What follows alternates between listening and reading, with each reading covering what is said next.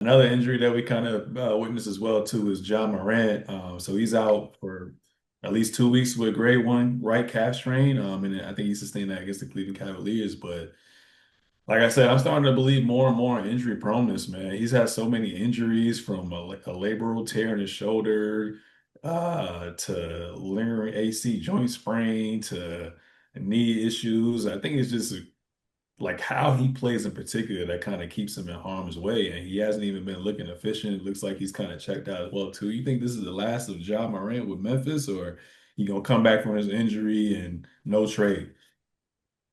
I hope it's the last. I'll say that. I don't know if it's officially going to be because there hasn't, to their credit, I haven't feel like I've been seeing a bunch of leaks from their camp or anything like that to signal otherwise.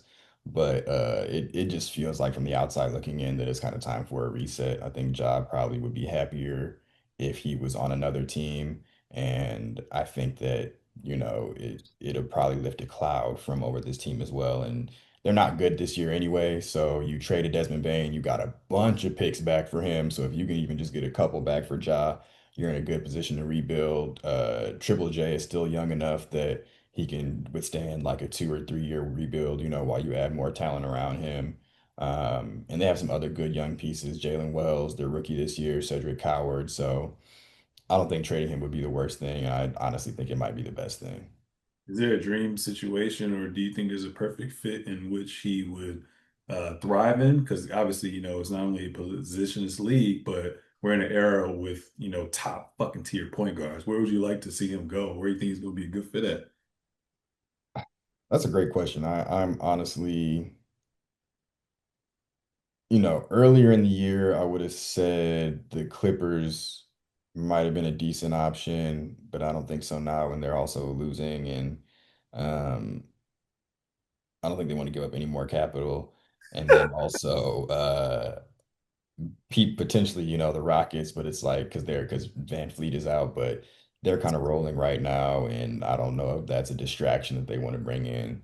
So I'm honestly not sure. I feel like there's definitely a team out there who really needs a point guard. Minnesota. Honestly, Minnesota. I don't necessarily like him and Ant together. I don't. I don't know if that would be a great fit, but I do think that, and I don't know if they have the assets, but I think the Bucks would be nice because Ryan Rollins is cool, but he's not on Ja's level, even if Ja's having a down year. So I think that that could be potentially nice because you tried getting Giannis a nice point guard, but Dame was also old as shit when they traded for him. So this would be kind of getting a young guy in there and seeing if they could mesh and if he could kind of rebuild himself. And Mm, Milwaukee is not, known for having a crazy nightlife or anything like that. So maybe it might be a little bit easier for him to be in check. interesting. Okay, okay. I think the Minnesota situation could kind of work. Like, I would just want to see who they'd have to give up. Because obviously you're paying Julius Randle, you're paying Ant-Man, and you're also paying Rudy Gobert, which as much as we shit on Rudy Gobert, he just works for that team in general. But the biggest thing with Anthony Edwards, especially being in the playoffs, is he's been the only playmaker whenever he comes out of the game. I mean, obviously back in the day you had Nikhil Alexander Walker and Mike Conley's aging, but they never really had that guy to kind of control the place and get everyone else set up as well too, and just be another threat scoring wise. Obviously, Ja hasn't been as efficient as he'd like to be, but I think half of that is to obviously blame on him, but other half is I just think he's not having fun and he's just not playing like how he wanted to. Kind of like how we saw Jimmy Butler towards the end before he got traded to the Golden State Warriors. So I think they'll be good, and I think they're such a great defensive team that they can come up with a game plan to hide them. But that backcourt will be good because Ant-Man, ever since that motherfucker hung out with Steph Curry, he loves to shoot the ball in all levels of shooting the ball. So I think that could potentially work.